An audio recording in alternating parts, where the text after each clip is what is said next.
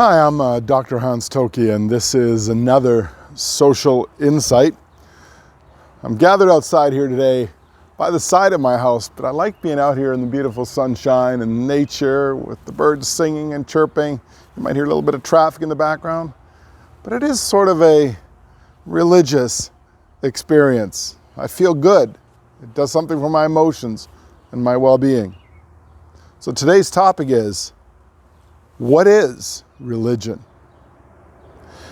It really is an organized set of rules, ethics, moral standards, a way of living that determines the way people act and behave.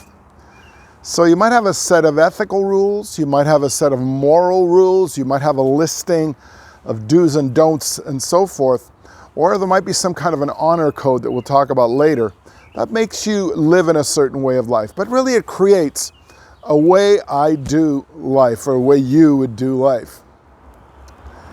It's a sacred space. I don't know if I would classify this little place in nature with my neighbors driving by like you just heard, or being out here, a sacred space, but it certainly is different than being in New York City and on the subway in the hubbub of it all. It is a way to get away for myself. So in that way, it is literally extraordinary. It's special. And if we're to use Durkheim's methodology in understanding what is a sacred space, yes, being out here, being away could indeed be sacred. Maybe you've had that kind of a place before where you go on a hike, or you go to a lake, or you might find a sacred space being sitting in some cafe, or a sacred space being some extraordinary location where it just makes you feel good. It's really a way to add meaning to life, these sacred spaces and these ways of life, these rules. It gives a way for me to understand how I would fit, or how you would fit in the world. But there is another element.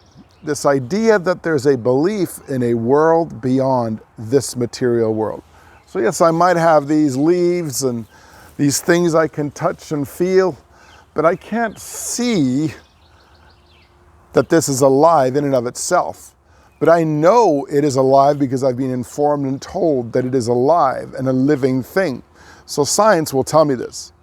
But in and of itself, it's a material thing. But is there a life beyond it? What is it that makes me feel good about it? What makes me feel like I get away? Well, sociologists have studied all these types of things, but really, they typically link religion to culture and culture to religion. So in many ways, religion is the biggest influence in cultural life. If you were to travel the world, you would find this, that the religious ethic, morals, and beliefs, and artifacts, and artwork, and statues, and idols, and buildings, whatever it might be, whether you're in Italy, or whether you were in Thailand, or whether you're in India, or you were in parts of China and Japan, you would find these iconic things that religion links to culture, culture to religion. And then there is, from this as a kind of an ethnic national idea, geographic even, that our family links us to religious tradition. Some of you at some point might have said, I don't want to be like my parents. And one of those elements would be, well, I'm not going to go to religious services with them. I want to be free. Others of you very much are into the family tradition and rites and rituals that have been passed down from generation to generation. But let's get into some specific ideas about religion that sociology brings us. Emil Durkheim, in his classic book, Elementary Forms of Religious Life, separated our world into two spaces, the sacred and the profane. He made the argument that all of us live with a sacred life and a profane life. The sacred life is that which is extraordinary, set apart, separate from the daily goings on. Some of these are easy for us to think about: churches, synagogues, mosques, temples.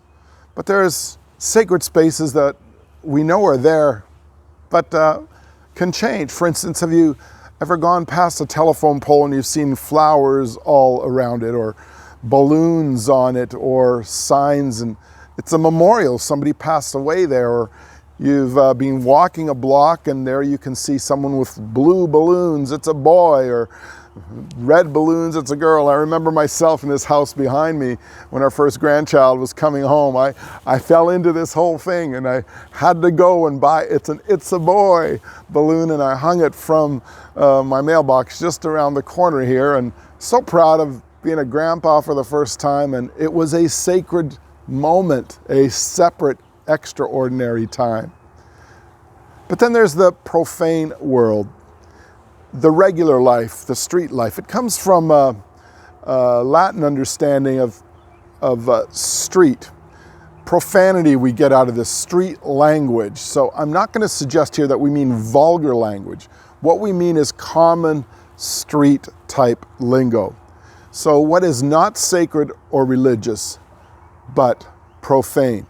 So Durkheim says, the sacred life, the profane life.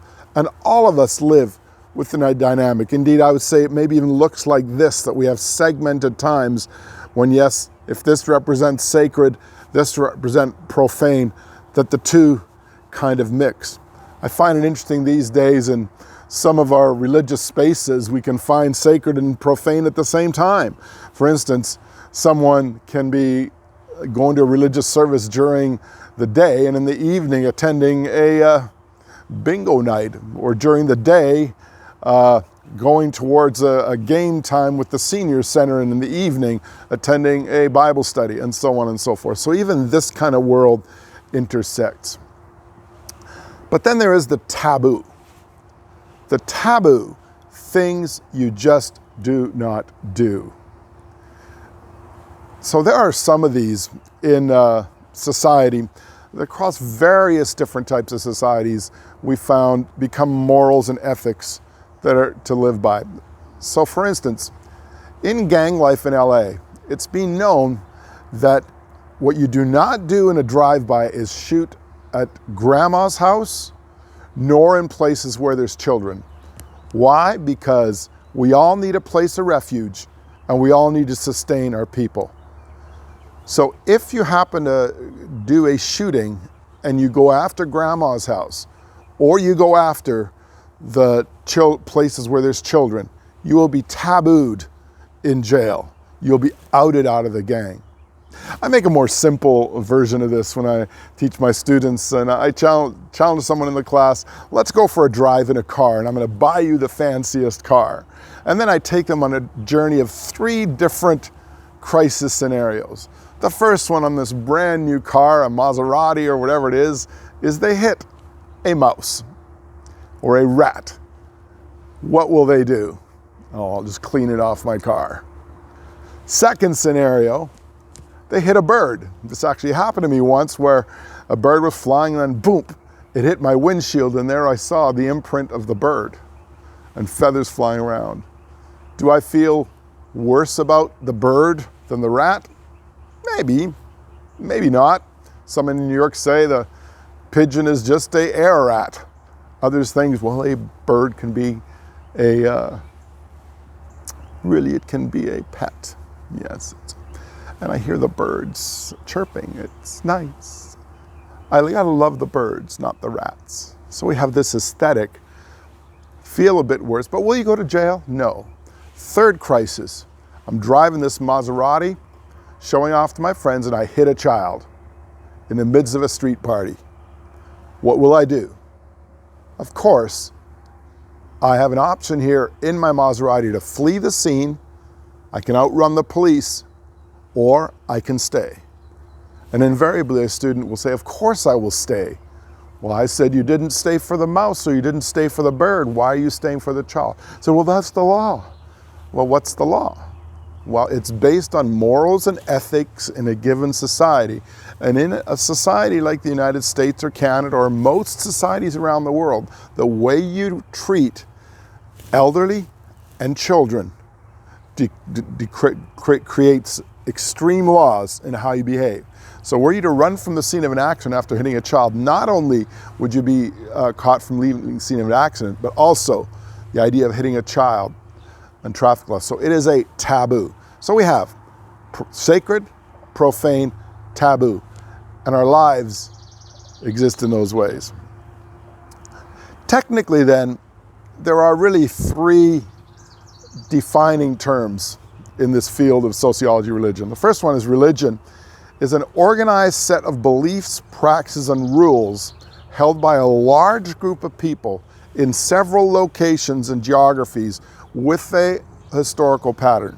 So a religion has a history, has a large group of people, and has geographies beyond one location. There's really three major ones in the Western world we think of: Christianity,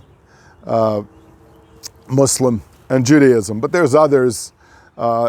Hinduism is somewhat limited to India, so some would say it's not a worldwide religion, but certainly as in the transnational world we live now, as Indians are migrating around the world, we're seeing more Hinduism in other parts of the world. And of course, Buddhism, rooted in Asia, is also sort of a broader religious space. A sect is a smaller group within the larger religion that they have a whole unique set of beliefs, practices, and rules within their location. So for instance, Hasidic Jews in New York reflect this well. They live in Williamsburg, in the Hasidic part, and have been so for well over 100 years. And despite the culture and power of New York City, they live the same type of traditions week in, week out. It's fascinating to go to Williamsburg on a Saturday, and what you will find there is Sabbath being religiously held. All the stores are closed. All shops are dormant. And indeed, people walk to synagogue. So the Hasidic Jews keep on a religious tradition.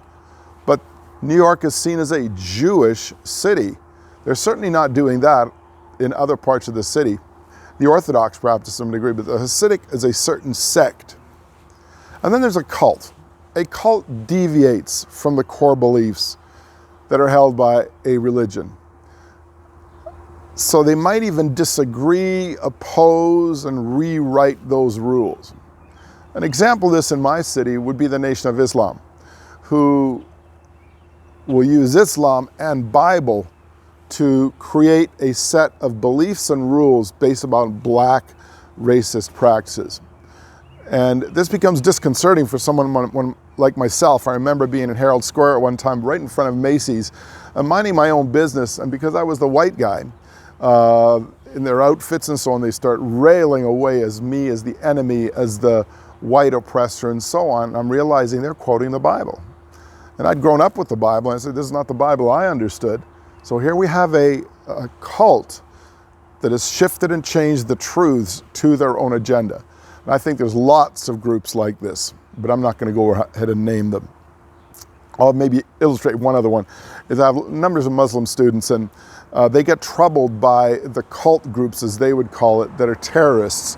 And they reflect terrorism on many other some of my students that they're just not that. I know them as humans, and we kind of tease each other sometimes. And I go, hey, you're wearing a backpack. Is that a wire out of your backpack? Ah, professor, you know. But yeah, this is the problem, you see, when you have cults that create stereotypes. Some of us, like me, you know, we might do a second take. Civil religion, I think, is an important sociological topic in regards to the United States of America. As the Judeo-Christian faiths have depleted in their influence in American society, secularism that believes in formal religion not being necessary has been replaced by civil life. See, people still want meaning. They still want some morals, ethics, and rules to live by. So we have this idea that I can now take up my social cause or my special interest, and I don't need formal religion telling me what to do. So what does civil religion do? Well, in its base form, the state replaces formal religion. You know, I'm a Swedish citizen still, even though I left there when I was 6 years old, but I've kept my Swedish citizenship all these years, and I grew up in Western Canada, so I like to cheer for Canadian hockey teams. But I've been living in New York for over 20 years now, so where's my passion? I kind of tease my American students about this. God bless America, and Sweden and Canada, land that I love, all these countries from the mountains to the valleys and so on. But you can see how some wrap the flag around this idea that God only blesses America. Very civil religion. People worship the flag. They wrap their nationality in the flag. They then place their culture and ethnicity and their beliefs, are you American, or are you Canadian, or are you Swedish, into this ethnicity. Me, I'm confused because I guess I'm what they call a transnational that can't place himself in any specific camp. He just kind of exists out there. The benefit of this is I don't have the burden of many of you do, that you actually have to vote. I've never voted, but I also then can become a third-party prognosticator and critique all these different views that people kind of never know. Prof, what are you going to vote? I said, well, never voted. I'll just criticize or analyze. Anyways, this is the issue of civil religion. But I did study in my doctoral work sports fans, and I will unequivocally say that sports fandom is a religious idea. Indeed, there are books that academics have written in regard to this. So let me illustrate this. Where people don't have a particular deistic, where there's a deity, another side that they worship, they'll worship their sports team because it has its leaders, the players, its icons who played with our team before. The most diehard Jet fan will recall from all its bad years that Joe Namath is still the god of the Jets. They'll have certain rules about how you behave and how you cheer. J-E-T-S, Jets, Jets, Jets. My grandson is Justin Eric Toki, so he's going to have to live with being a Jet fan, so I can't convince him to be a Vancouver Canucks fan as much as I try. The colors of the team, what you wear, the mottos, and indeed its sacred spaces, from its sports fields to its trophy cases and so on. So people have these fandoms that they worship that become a sacred space away from regular life. A really good example of this in this neighborhood where I live is the high school football team. As much as you can get swallowed up in the 18 million people that live across the tri-state of New York City, 3,000 people will show up at the Ossining football game on Friday nights when the football season is on. Why? Because that's Ossining's team. That's my neighborhood team. And yes, it's not religion in the formal sense of deity, but it has its rules, schedules, fans, and histories. So maybe that is a sort of religious fandom. At the end, though, I think religion answers and tries to answer a very tricky question. Is the material versus the immaterial world? So as I said, we have the bushes here, we have the leaves here, beautiful sky, birds. This is the material world in and around me. But does the other side exist? This becomes the question of body, soul, and spirit. And so transcendence is the idea that there is another side that exists. And I have to believe in that. So for 6,000 years, people have been searching for this. So someone who takes on an atheistic position and says there is no other side has to bear this tricky burden on themselves. So ask yourself this question when it comes to religion. To what degree am I a fan of not memorials, but that too, but some morals, ethics, beliefs, and honor codes and set of rules? And to what degree do I believe that's guided by some higher being, some other side, be it God, be it some guru, or whatever the case might be? But sociology of religion has been investigating this. So as you go into this week, think about what's the sacred spaces? What's the profane spaces? How do they interact in my life? And what do I just not do? What's the taboo? Hey, go be a fan and enjoy the outdoors. Have a great day.